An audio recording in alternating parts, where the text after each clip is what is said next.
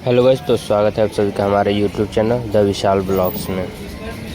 आप लोगों को जान के हैरानी होगा कि एसएससी प्रोटेस्ट अब एक बड़ा कंट्रोवर्सी बन के सामने आ रहा है। 21 जुलाई को हुए एसएससी प्रोटेस्ट के बाद 5 अगस्त को डीओपीटी मिनिस्टर के साथ मीटिंग करने के लिए 4 टीचरों को नॉमिनेट किया गया। राजेश यादव सर, गगन प्रताप सर, अभिनय सर और नीतू मैम को। ये कंट्रोवर्सी आदित्य रंजन सर और नीतू मैम के बीच दिख रहा है और आज के इस वीडियो में हम देखेंगे कि आखिर आदित्य रंजन सर ने क्या बोला इस मीटिंग के बारे में, नीतू मैम ने इसका क्या रिप्लाई किया। तो चलिए देखते हैं आज के इस वीडियो में और आगे ये भी देखा जाएगा कि आखिर ये कंट्रोवर्सी कितना आगे तक जा पाता है और क्या कुछ हो पाता है। चलिए देखिए इस वीडियो में। शिक्षक लाठी भी खाते हैं, किसी का पैर टूटता है, किसी का हाथ टूटता है, किसी का सर पड़ता है, किसी की कमर में चोट आती है, लेकिन कोई भी शिक्षक जो है अपना हौसला नहीं छोड़ता है। किसी के साथ में जो है वहां पर वो बिखर जाता है, वो अपने यूट्यूब के माध्यम से कोई लाइव आ रहा है, कोई इंस्टा पर लाइव आ रहा है, कोई वीडियो बना के डाल रहा है और बच्चों को बताने की कोशिश कर रहा है कि क्या बर्बरता हुई इसके साथ। और जब पर 1% भी कोई गलती नहीं थी, क्योंकि अगर वो वीडियोस वहां पर यूट्यूब पर नहीं आते तो शायद भारत में पता नहीं चलता उन लोगों को जो इसी कमरे में बंद थे कि इनके साथ में हुआ क्या।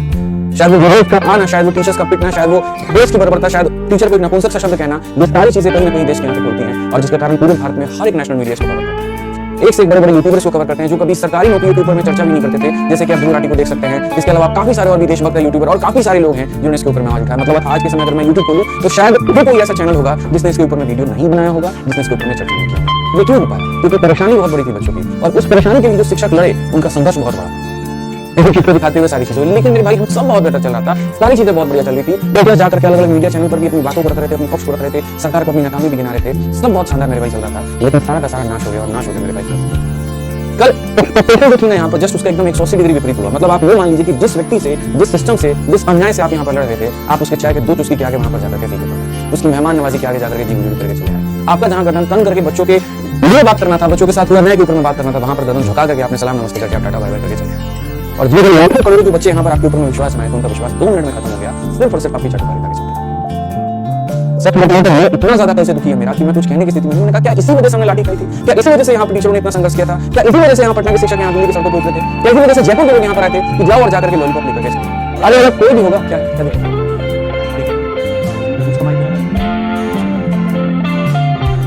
बिल्कुल मेरे भाई यहाँ पर लॉलीपॉप नहीं दिया। मतलब मुझे इतना बुरा लगा, मैं आपको क्या बताऊं। अगर मान लीजिए, चलिए ठीक है, हम मीटिंग करने जाते हैं और हम मीटिंग करने जाते हैं वहां पर अपने डिप्टी मिनिस्टर, बिल्कुल हम चेयरमैन साहब से मिलने जाते हैं, तो भाई उनको मिनिस्टर किसने बनाया? आप लोगों ने चुन करके बनाया। आपकी वोट के कारण पहले यहाँ पर सांसद बने, फिर उनको मंत्रालय मिला, फिर वो सारी चीजें मिली। तो आपका सीधा अधिकार बनता है, आप उनसे डायरेक्टली अपनी बातों को कह सकते हैं, आप उनसे लड़ सकते हैं, आप उनसे झगड़ सकते हैं, आपके साथ में अन्याय पे आप उनके 10 सवाल उठा सकते हैं। लेकिन आपने क्या ऐसा किया? उन्होंने अगर कोई बात किया कि हाँ ऐसा होगा, तो बस आप चले जाए उठा करके कि हाँ ऐसा होगा। इसके पहले चेयरमैन ने गोली नहीं दी, इसके पहले चेयरमैन ने ऐसे लॉलीपॉप नहीं दिए। उन्होंने तो जब यहाँ पर कीबोर्ड की इशू आ रही थी, माउस की इशू आ रही थी, जब शुभम जैन सर गए थे, प्रशांत सर गए थे, जब अभिनय सर वहां पर गए थे, सारे के सारे शिक्षक जब वहां पर गए थे, तब भी तो बड़े ऑफिस में बिठा करके बड़े बढ़िया तरीके से गोली दे दी, बड़ा सिस्टम चेंज कर देंगे। और किया क्या किया उन्होंने? टीसीएस को हटा करके एडिक्विटी जैसे वाहियात यहाँ पर जो है वेंडर को ला करके थमा दिया आपके पास में, जिससे बस में बैठ करके और वो परेशान। ये हमें बिल्कुल भी नहीं चाहिए। सिर्फ एक बात मैं पूछना चाहता हूँ, लड़ाई हमारी किसी से थी कि सीजल का पेपर डिले हो? लड़ाई हमारी किसी को लेकर के थी कि सिलेक्शन पोस्ट फेज 13 जो हमारा पेपर है उसको दोबारा कंडक्ट कराया जाए? लड़ाई हमारी चीज को लेकर के थी कि स्टेनो का पेपर भी रोक दिया जाए? लड़ाई हमारी चीज को लेकर के थी जो सेंटर दूर भेजे जा रहे हैं बच्चों को, वो इतना दूर ना भेजा जाए? लड़ाई हमारी इस बात पे थी कि जो रेलवे में पूरा कैलेंडर जिस तरीके से आता है उस तरीके से कम पेपर का एक सही समय हो, इस समय पर हम पेपर को कंडक्ट करवाएं। हमने क्या 50 लाख वैकेंसी मांगी? हमने क्या 70 लाख वैकेंसी मांगी थी? 5 लाख वैकेंसी मांगी थी? हमने तो वैकेंसी के ऊपर में बात ही नहीं की। हमने तो सिर्फ बात इतनी की कि हमारा ये पेपर होता है और बस आप इसको सही तरीके से कंडक्ट करवा लीजिए, और इसके लिए हमारी हाथ जोड़ करके गुजारिश है। कल एक मंत्री, एक एमएलए, एक एमपी और डीएसपी, हर किसी के मैं मेरे भैया आवाज में ढूंढ रहा 10 लोगों से ऊपर एमपी से मैं मिला हूंगा, ठीक है। काफी लोगों के साथ मैंने फोटो भी शेयर की, उनके ट्विटर पर हमने ट्वीट भी करवाया। अगर आप देखेंगे वहां दीपेंद्र जी हुड्डा का, उनके ट्विटर अकाउंट को जाकर के देखिए, उन्होंने ट्वीट किया इस मुद्दे को लेकर के। आज संसद में इसके ऊपर में चर्चा भी चल रही है, 263 नंबर वहां पर क्यों नंबर है। आज इन सारी चीजों के ऊपर में चर्चा हो रही है। क्या हम सिर्फ वहां लॉलीपॉप लेने गए थे? इनमें से कितना मुद्दा सॉल्व हुआ मुझे ये बता दीजिए। कल जब मिनिस्टर साहब से मिला गया, क्या उन्होंने किस चीज का प्रॉब्लम सॉल्व कर दिया? क्या उन्होंने सेंटर सही कर दिया? क्या उन्होंने यहाँ पर जो फेस 13 वाले को न्याय दे दिया? क्या उन्होंने स्टेनो वाले को न्याय दे दिया? क्या उन्होंने सीजर वाले को न्याय दे दिया? कहां पर न्याय मिला? क्या रेलवे वालों को न्याय मिला? कुछ नहीं मिला। तो उन्होंने कल किया क्या? कोई व्यक्ति आपके सामने अगर इज्जत से बात कर रहा है, आप भी इज्जत से बात करो, लेकिन अपनी बात तो रखो वहां पे जाकर के। ऐसा थोड़ी हो जाना है कि वहां पर जाकर के अपनी बात ही ना रखे, हम बोल ही ना पाए, हम गिना ही ना पाए। या तो मैं इस चीज को ऐसे मान लूं कि हम ब्लॉग बनाने गए थे वहां पर और हमने ब्लॉगिंग की, बहुत बढ़िया ब्लॉगिंग की, 10-10 बार लाइव आए चैनल पे, लेकिन जो मेन मुद्दा था उसके ऊपर मैं बात नहीं करता। कितने शिक्षकों का इसके साथ में विश्वास जुड़ा हुआ था, कितने बच्चों का इसके साथ में विश्वास जुड़ा हुआ था। अब मीडिया यहाँ पर हमसे ये सवाल पूछ रही है, सर जो आप करने वाले थे वो खत्म हो गया कि अभी कुछ बाकी है? सवाल यहाँ पर आकर के ये खड़ा हो रहा है और अपने आप में शर्म में मार रहा है कि यार जुड़े भी तो किस चीज के साथ में जुड़े। ये नहीं होना था, कुछ भी होना था, लेकिन बस ये नहीं होना था।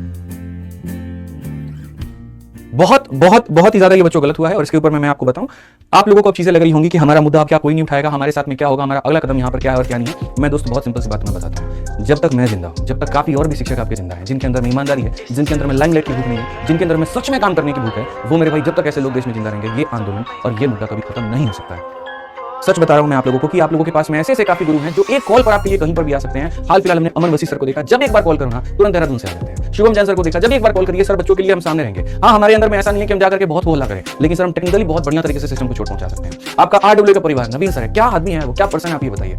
जब भी बात बच्चों की आती है ना, हमने यूपी प्रोटेस्ट में उस इंसान का जज्बा देखा था कि क्या कलेजा वो रख करके चलते हैं, कितना उनके अंदर में साहस है, कितने अंदर में ताकत है यहाँ पर कि विनम्रता भी बातों में जब किसी से करो तो झलकती है, और जब बात सिस्टम को उखाड़ने की आए उसके गलत चीजों के ऊपर में तो वहां पर वो भी साथ खड़े होते हैं।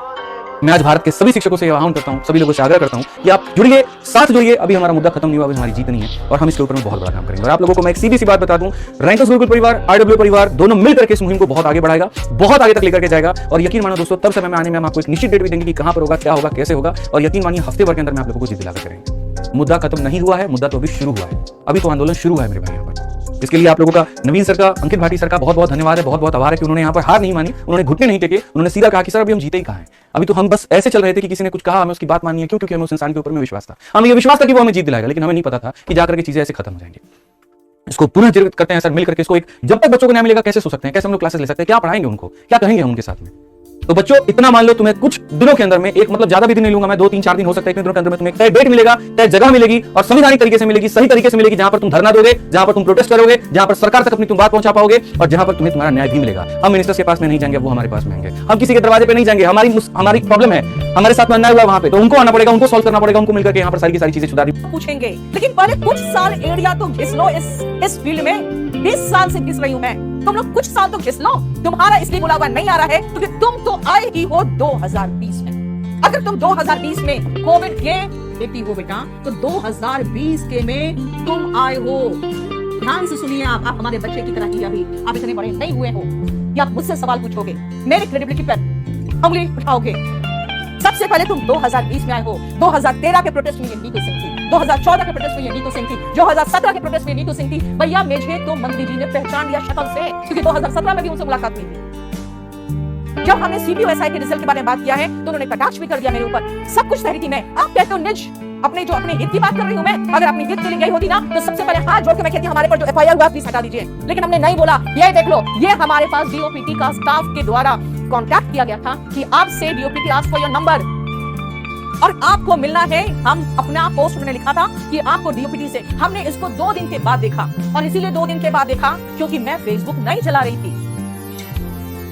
लेकिन तब तक आभास सैनी सर ने मेल कर दिया था, मेल के जवाब में फट से जवाब आ गया और फट से जवाब आके चट से हम लोग की मीटिंग भी बुला लिया गया। और बता दूं आपको, आप लोगों को इतनी आग क्यों लग रही है वो मैं रीजन देती हूं आपको। आग इसलिए लग रही है क्योंकि आपने उछल कूद मचा के पूरे के पूरे पुलिस को ऐसे खींचा तानी। अरे भैया चुपचाप तो चल जाओ ना, बस में क्या रील बनवा रहे हो, हमको भी पकड़ की पुलिस है, हम चुपचाप तो चढ़ गए। हम तो मुंह निकाल के नहीं रो रहे थे, क्यों रोए? तो कमजोरी दिखाओगे इतना जरा बताओ तो। अब आपका कहना है कि नहीं हमें नहीं बुलाया गया क्योंकि आप अभी दम नहीं रखते बुलाने का। अभी आप 2020 में आए हैं, 10 साल एरिया घिसे, 2030 में आपको बुलाया जाएगा। हम 2009 से एडी घिस रहे हैं तो इसलिए हमको बुलाया गया। हम 2006 से यहाँ पर हैं, 2009 से एसएससी चला रहे हैं, तो हमें अभी बुलाया गया। आपको भी बुलाया जाएगा, थोड़ा 10 साल तो मजा ले लो पहले। लेकिन हुआ क्या, आपका कहना है कि नहीं आपको क्यों बुलाया गया? हमें बुलाया गया था भैया। आभास सैनी सर ने मेल भी किया था, उन्होंने कहा सिर्फ 3 लोग रहेंगे।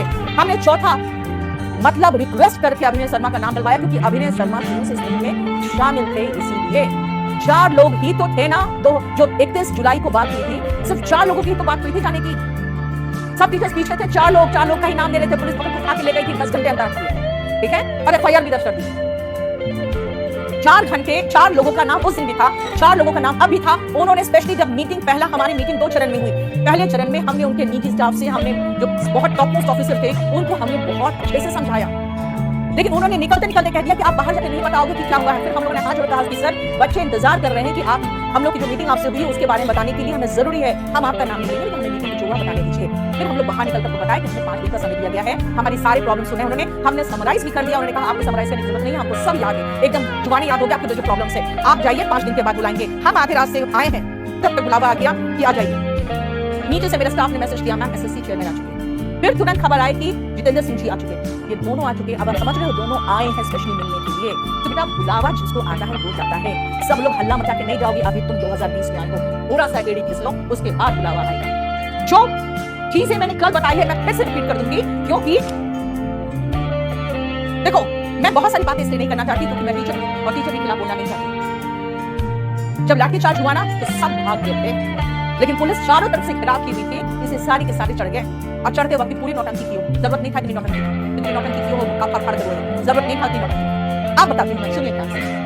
6 तारीख, कल 6 तारीख है, पूरे भारतवर्ष से स्टूडेंट्स मैसेज, मेरा जो अपना पर्सनल जो टेलीग्राम है, व्हाट्सएप है, सब भर गया है। क्यों मैडम, कल का क्या है मैडम? कल हम लोग पहुंच रहे हैं। अरे भैया, मैंने नहीं बुलाया था 6 तारीख को। 6 तारीख को सबसे पहले किसने बुलाया था आपको अच्छे से पता है।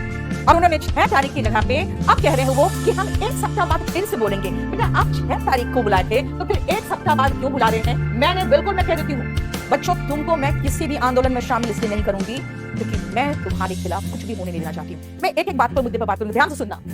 अब 1 वीक का टाइम क्यों मांगा गया है पता है? क्योंकि आज है 5 तारीख और 1 वीक के बाद हो जाएगा 12 अगस्त। फिर वो आके कहेंगे बेटा देखो 15 अगस्त आने वाला है, तो 15 अगस्त के कारण हमें दिल्ली पुलिस परमिशन नहीं दे रही है। फिर बातें आई गई हो जाएगी। जब आपने 6 तारीख को बुलाया तो ये मुझे बताइए, क्या आपने बच्चों को ये इन्फॉर्मेशन दिया कि 6 को नहीं आना है? मुझे बताइए ना।